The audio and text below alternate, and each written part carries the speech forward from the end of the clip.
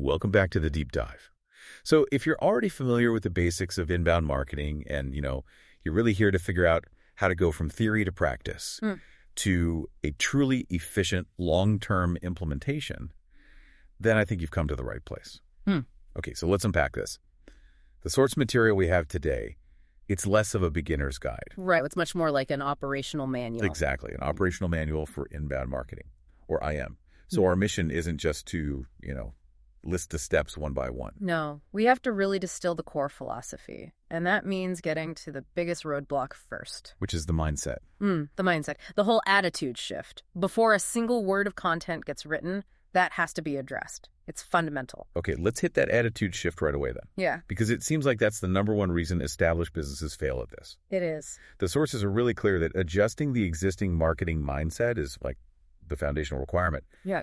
But practically, how does an old school business owner survive that initial period? That is the crucial conflict, isn't it? Yeah, they're under pressure for a quick ROI, but IM explicitly tells us it is not a short-term thing. Well, if a business holds on to that old marketing concept, the one that's all about immediate sales targets, transaction volume. Hitting the quarterly number. Exactly. They will completely derail their own IM success. The psychological shift is about replacing that focus on the immediate transaction with a focus on building trust. Through content. Through valuable, genuinely useful content. You have to commit to providing information first to solving a problem, the selling. That only happens when the customer is actually ready. So if immediate sales figures aren't the metric for, say, the first 3 to 6 months, what should they be looking at? How do they know it's even working?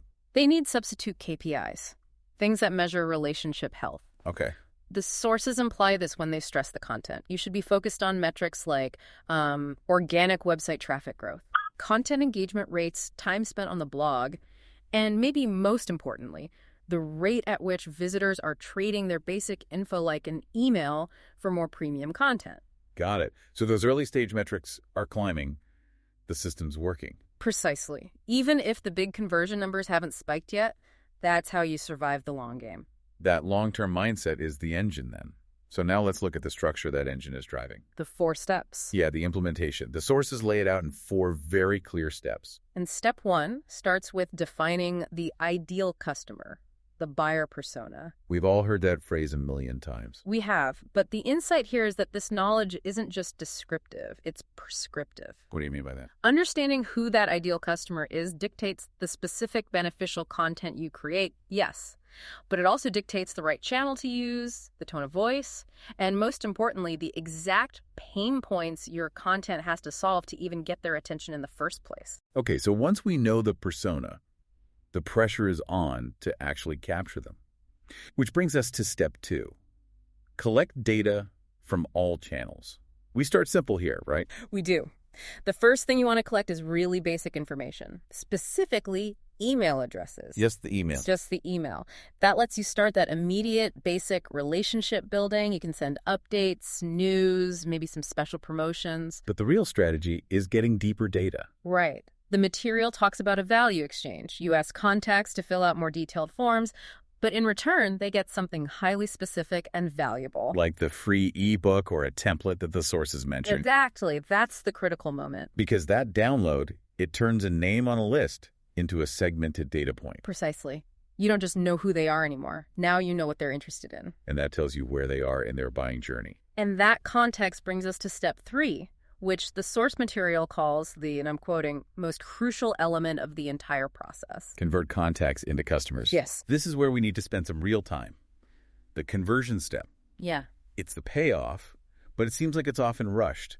Once we have this valuable contextual data, what is the imperative? It can't just be close the sale. No, absolutely not. The imperative is to use that data to orchestrate a timely follow-up. It's not about applying pressure. Because it's a relationship. It's a relationship. It's about providing the right sales-related information at the exact moment the contact is ready for it. The data from their ebook download, their activity on your site, that tells the sales team that this lead is now sales qualified. Speed and relevance are everything here. Essential. You have to leverage that information quickly to help move them into the customer category. So step 3 is less about selling and more about timing the introduction of the sales offer. You've hit the nail on the head. It's all based on the behavioral data we gathered in step 2. That is the real insight. Okay, and all of this is powered by the engine we mentioned earlier. Step 4, create useful content. Right, and we've already said this content needs to be beneficial, engaging. Right. But the sources also connect this to some very specific technical requirements. They do. It's not enough to just be a good writer. So what technical knowledge did the material highlight? It very clearly calls out the need to understand and apply SEO search engine optimization. Of course. But if we dig a little deeper into what makes IM content really work, it's not about volume, it's about intent. User intent? Exactly. This means focusing on things like long-tail keywords, creating content that fits into topic clusters. You want your stuff to be found by users who are already deep in the research phase. People who are showing high intent to solve a problem. That's how you consistently feed qualified strangers into the top of your funnel. So we have the mindset, we have the 4 steps, and a much deeper understanding of conversion timing and content strategy. How does this all come together into a unified, long-term success story? The source material gives us the blueprint for that right at the end. It says, success in IM is achieved by selecting a strategy that is, and this is key, appropriate for the company's expectations. So it links all the way back to the beginning. It has to. You must align your entire IM effort with a measurable long-term goal. The system you build has to support that expectation, whether it's lead generation, brand authority, or just pure sales growth. And to make that systematic approach more tangible, the research highlights a great real-world example.